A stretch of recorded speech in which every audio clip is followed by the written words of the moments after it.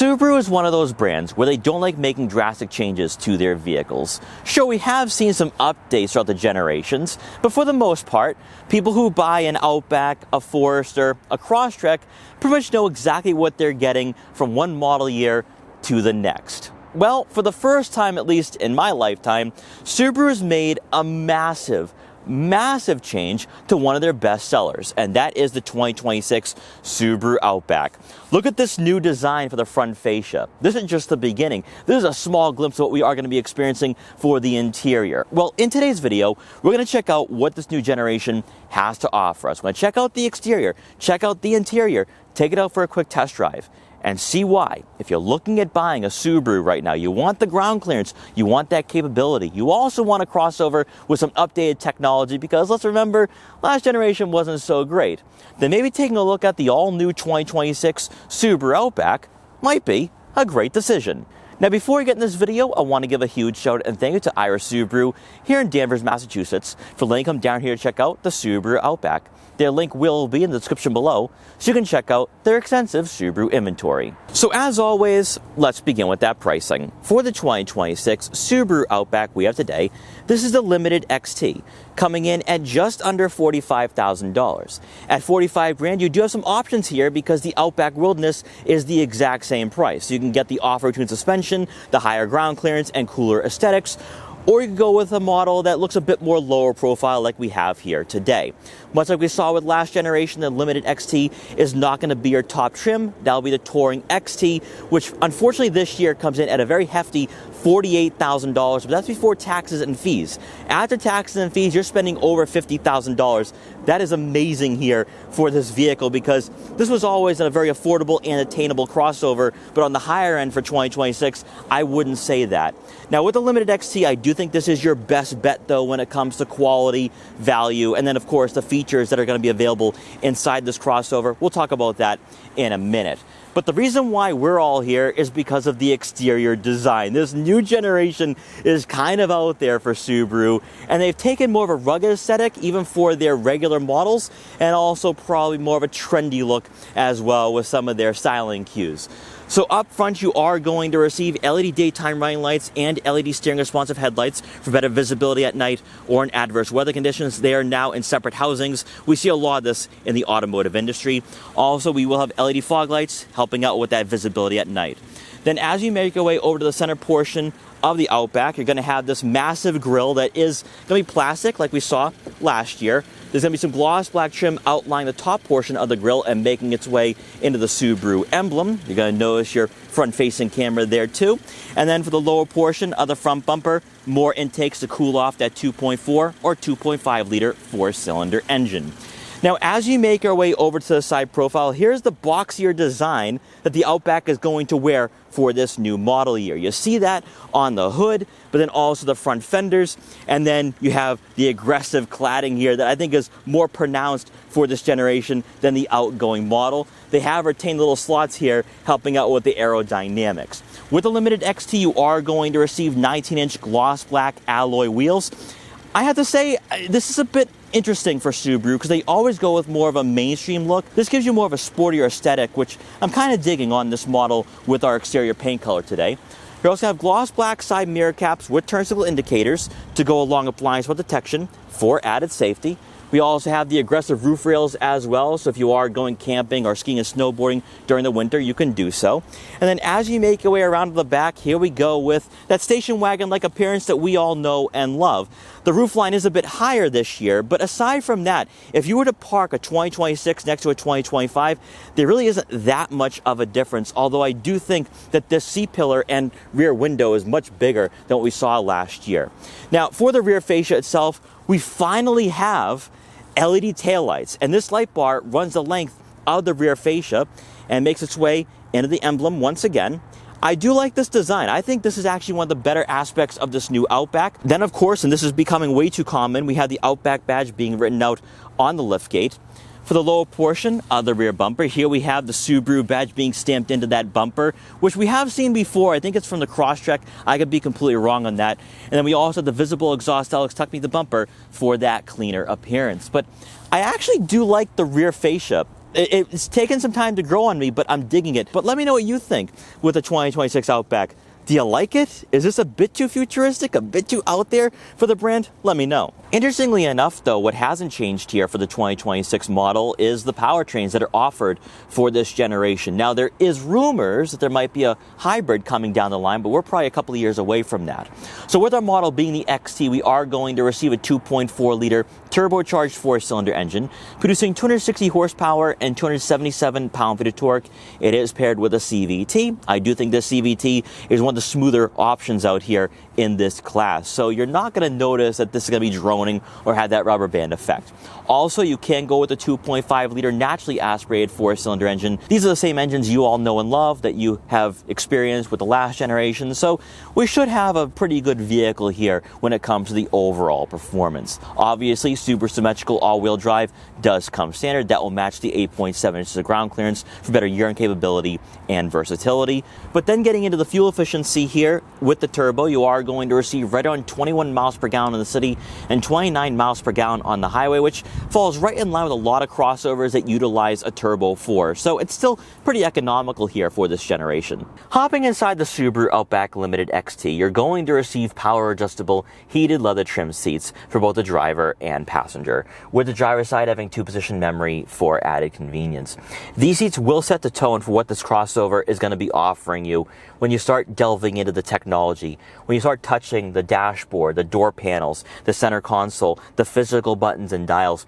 This is making a great first impression because Subaru listened.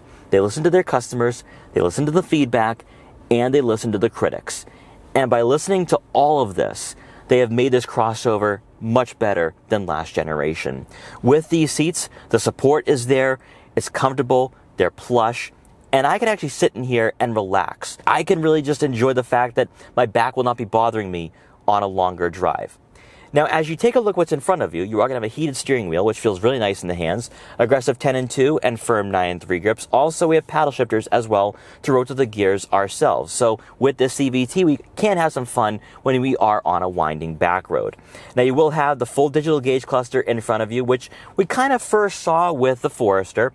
And from here, you can scroll through a variety of information and customize this layout to your liking. I like the fact that Subaru is giving us this more in-depth experience here out of the Outback and giving us a modern aesthetic that we weren't finding last generation. Now, this will be right in line with other vehicles in this class. Dare I say, though, that with the resolution and the responsiveness, this might be better than what we find out of Toyota and Honda, but that might be going a little too far there. That comes down to what you guys are looking for in this class. What I really like, too, is that you can display the navigation map in front of you. And in a way, like I talked about with the Forester hybrid, this has a Volkswagen Audi aesthetic. So Subaru, even though they were late to the game when it came to full digital gauge clusters, they've really done a pretty good job here. Now, making our way over to the infotainment system, this is going to be the biggest talking point for the 2026 model because everyone hated the 11.6-inch touchscreen. They felt that it was too complicated, it lagged, it wasn't the greatest pairing for a vehicle in this class. With this new screen, if you don't think this is good, you should stay far away from modern vehicles. I'm being very truthful on that because this screen is very simple. On the left side of the head unit will be quick access icons for your home screen, your navigation, your radio, your smartphone connectivity, and then your vehicle settings icon. Now here there will be some widgets and you'll be able to slide left and right to access different menus for your sound, profiles, eyesight driving assistance, manage devices, displays. It is all right here. The resolution, the quality, and responsiveness is a huge upgrade over last generation, and I don't think this will be confusing at all. You will not be spending 15-20 minutes getting used to everything, and this will be safer to use when you are driving, so there's that. You are going to have wireless Apple CarPlay and Android Auto compatibility, and we also have the Harman Kardon audio system to amplify the audio of your favorite music. All the bare necessities here out of this vehicle, out of this software. Better yet, though, there's no climate menu. Instead, you're going to have physical buttons and dials beneath the head unit for your dual zone climate control, your AC, front and rear defrosters, fan speed, fan direction, and your heated front seats. So this is going to be a more user-friendly experience, but it does get even better.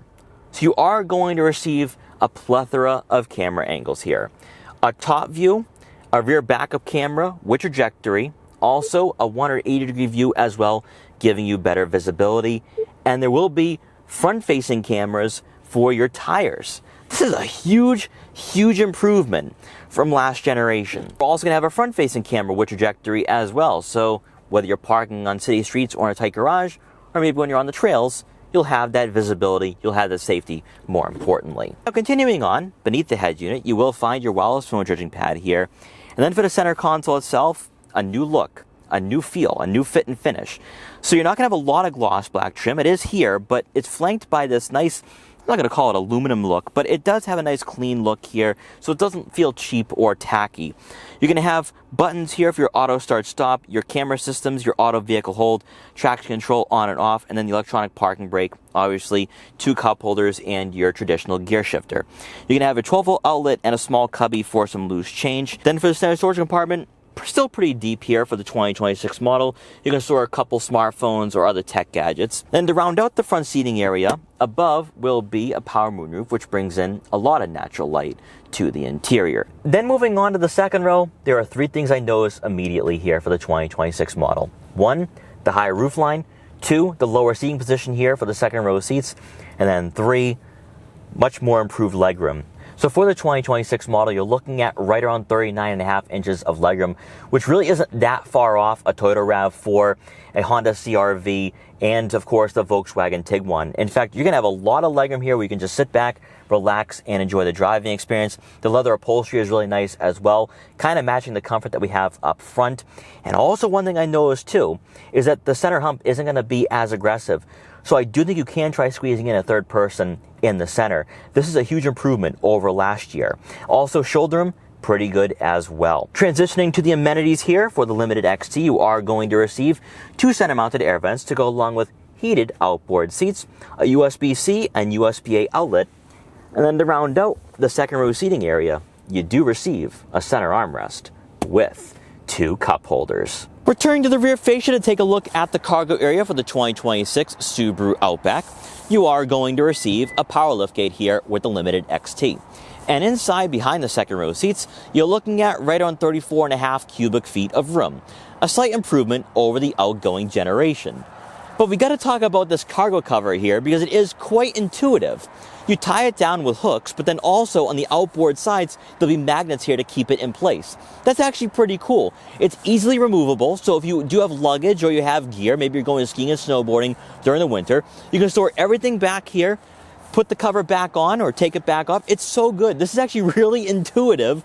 I like to see a lot more manufacturers use stuff like this. So Subaru, again, is focusing on their customers and the people who buy these vehicles the most. Now, when you do lower the second row seats, you're looking at right around 80 cubic feet of room. Once again, a really nice improvement over last generation. Now, I think probably the more important aspect here for the 2026 Outback is, do you receive a spare tire? And you will. So if you do encounter a flat on those road trips or travels, you can fix that and be back on the road. And then obviously, once you're done, you just press the button and the liftgate will close automatically. So as we set off on this test drive for the 2026 Subaru Outback, as always, or as much as I can, we're going to start off with the acceleration. But there's a lot to discuss here with this new crossover because from the ground up, it feels different. Even though it's still underpinned by Subaru's global platform, it doesn't feel like it shares a lot with its predecessor. In fact, this feels like a whole new product for the brand.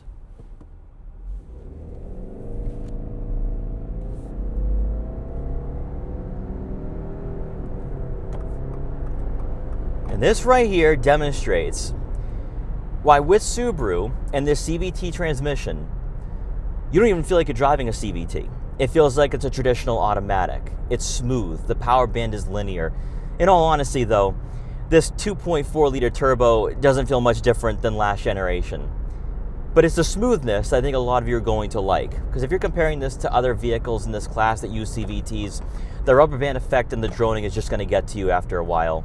With the Subaru Outback or even the Subaru Forester, that will not be the case. I think for a lot of you though, and this is why we're seeing with Subaru and the Outback more specifically, they're focusing heavily on the models with the XT because this is what a lot of you are buying. You prefer having more power out of this model. Now, aside from the straight line speed and the transmission, what is most certainly reworked and retuned is this suspension. It's so much smoother than it was before, and when you go over bumps and imperfections, it glides right over them a lot better than it did before. Even though Subaru's always done a pretty good job with their vehicles and with the platform, this time it just feels a bit more refined. And then doubling down on that, the interior insulation is phenomenal. It really truly is. I mean, I'm going at highway speeds at around 55 miles an hour. It's a windy, cold day today, and you don't hear anything. You don't hear the outside world. You don't hear that wind, and you feel very isolated being behind the wheel. In some ways, this really does reflect the price point. So when you start looking at the Touring XT close to $50,000, it almost feels like an inch of a luxury crossover. That is huge. Also, what is different here is the steering input. There's more weight here. There's more heft. And with that, it gives you a bit more confidence. It makes this crossover feel a bit more agile and athletic. Now, it does take the steering column from the WRX. We saw that with the Crosstrek. We saw that with the Forester. And now with the Outback, the same aspects, the same tendencies are making their way into this vehicle as well. And I think it makes it a bit more of an engaging crossover overall. Also, one thing that feels a little different too is the seat positioning. So last generation with the Outback, yes, it was a crossover, but in a way it was a station wagon. And you kind of felt that, where when you went from a regular Outback to a Wilderness, the ground clearance and the seat positioning was drastic from one trim to the next. For the Outback for this generation, you sit very high up in this model, a bit better than what you have with the Forester. And now you have a better commanding feel and presence over the roadways. You have better visibility. Also, when it comes to looking out in front of you, nice panoramic view. A-pillars really aren't that aggressive at all, so I don't think there's going to be blind spots when you are approaching intersections or red lights. Taking a look at your side mirrors, they are massive, so I can see what's on my blind spots and in the lane next to me. And then looking out back, they must have done something with that rear window. It's much bigger than it was before, so a lot of visibility. And then coming back to the seat positioning, you sit very high up. So you're going to have that safety, more importantly, out of this crossover that Subaru has always prioritized, but I feel like for this generation it's a bit different. This feels more crossover SUV-like than the last generation, whereas before it kind of felt like a lifted station wagon. It does not have that car-like feel like we saw in the past. For me, it's the docile nature of this 2.4-liter turbo, pairing that up with the interior insulation and just the overall ride quality for this time around. And you have a crossover that is most certainly going to be designed and engineered to take on New England winters, to take on snow-covered roadways, to get you to your destination when you are going off-road. It feels like that now. It feels like they have taken some of the characteristics from last generation's Wilderness and have placed it into a regular Outback. And I'm really curious to see what the other trims offer, more specifically the premium, because at around $35,000 and with the optional package that you get with the power moonroof and just some of the extra creature comforts and amenities, at $35,000 or close to $40,000, you could be getting a really good vehicle. And then at around $45,000 like we have here today, this feels very competitive with other crossovers in this class, like a top trim Nissan Rogue, maybe even a Volkswagen Tiguan. This is definitely going to be a vehicle that for a lot of you who are Subaru loyalists who have purchased Foresters and Outbacks in the past, you're going to hop into this vehicle and say, wow, there has been a major improvement, a major update. And that was one thing we really didn't necessarily see from last generation and the generation before that. It was almost like a carryover. This is a completely different crossover, and in my opinion, maybe for a more outgoing and adventurous type of buyer too. Now, as we enter some of these back roads here, let's test out the steering input and the suspension. I gotta be honest, I mean, I've spent a lot of time with Subarus over the last 5 years. This is really impressing me. I wasn't quite sure if Subaru had nailed this generation, and yet I feel like I need to spend a little bit more time here with this model just to get a better feel. But on these back roads, it handles really well. Yes, there's some body roll because you don't have that lower center of gravity. But I will say though, even with the 19-inch wheels, the way the suspension is tuned, it's a very comfortable and pleasing driving experience. I'm not gonna say it's luxurious, but you know, if this is anything close to what a Touring XT is gonna be like, then I definitely understand the price point now. I understand close to $48,000. Even for this at $45,000, this does feel right in line with a lot of its main rivals and contemporary competitors. While I have grown to be a big fan of the Subaru lineup and the value that they're offering, The one thing I always felt was that there was some overlapping between the Forester and the Outback, specifically between $30,000 and $35,000, and with a 2.5 liter 4-cylinder engine. That just made no sense buying an Outback when you could go with a Forester that, in my opinion, was the better value, had the higher roofline, you had better practicality. Also, I felt that for the second row seating area was more spacious, it was more family friendly. Whereas with the Outback, it was a lifted station wagon. It was basically a lifted legacy, and it had a car-like demeanor. This time around for 2026, the gap has widened substantially, and you see that with the pricing now, where the Outback comes in at $35,000. So Subaru is differentiating their products, where you don't need to be cross-shopping between a Forester and an Outback. And then you also see it with the interior quality. You see that with the technology, the fact you have a full digital gauge cluster, this new infotainment system. This infotainment system alone is why someone might spend an extra $5,000, because they don't want to deal with that 11.6-inch screen, and I fully get it. Then you get to the performance, you get to the driving experience, you get to the overall capability, and now you have a crossover that genuinely feels like an SUV, that genuinely feels like it can take on the snow-covered roadways, can take on the elements without having to go with the wilderness. And this right here is why the new Outback not only makes sense now, why the changes that they made, the drastic differences are all beginning to make sense, but now why the Outback is worth its price tag, why it's worth spending $45,000, because what you're receiving here, the whole package, the 2.4 liter turbo, the design, the rugged aesthetics, then for the interior, the fit and finish that I do think is better than the Subaru Forester right now. This all makes sense. This is all something that I think a lot of you are going to be considering when you're looking at buying a Subaru. This Outback does have it all, in my opinion, especially the Limited XT. Touring XT, that's going to be a different story. But I think that if you're someone looking at buying a two-row crossover right now, you want that ground clearance, you want the super symmetrical all-wheel drive, the Outback has to be on your list of considerations. And I also think that comparing it to the Forester and the Crosstrek, it's the better choice. It is most certainly the better choice, bar none. And in the past, I don't think we could have said that before. So guys, I hope you enjoyed this quick review for the 2026 Subaru Outback. If you did, please like, comment, share, and subscribe for more. And I will see you guys next time.